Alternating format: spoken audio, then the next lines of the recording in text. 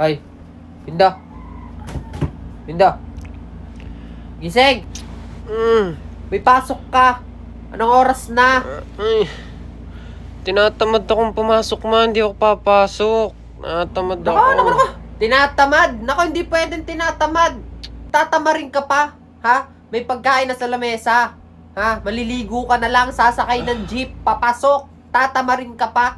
Nako, nung nung bata pa ako, nung ako nag-aaral, mas grabe pa yung pinagdadaanan ko para lang makapasok ako sa school. Man, idadali na naman sa kanyang Masipag akong pumasok nung araw kahit sobrang hirap. Ha? Hindi mo alam, bago pa makarating sa school namin, hindi pa uso yung mga jeep na yan. Kalesa pa nun. Tapos wala naman akong pamasahe kasi mahirap lang kami. Maglalakad ako tapos tatawid ako ng 2 bundok. Lalakarin ko yan kahit pagod na pagod, lakad nakatsinelas. Pagbaba mo ng 2 bundok, 2 ilog naman na merong mga dinosaurs.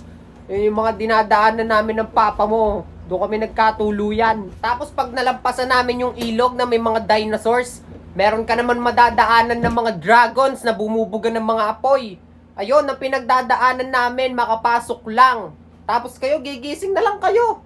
Tatamarin pa talaga kayo. Nung panahon nga, makarating lang talaga sa school, sadyang upod na yung paa mo.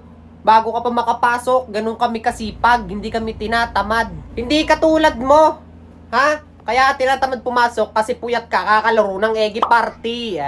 Alam ko yan, lagi kita nakikita tuwing gabi, naglalaro ka ng eggy party, yung cute laruin, yung pwede makipaglaro sa mga friends, tas sabay-sabay kayo magpapa-level up. Di ba? Eggy party yon, yung bilog-bilog, masaya yung laruin. Kaya kung gusto mong laruin yon, i-click mo na lang yung nasa bio ko.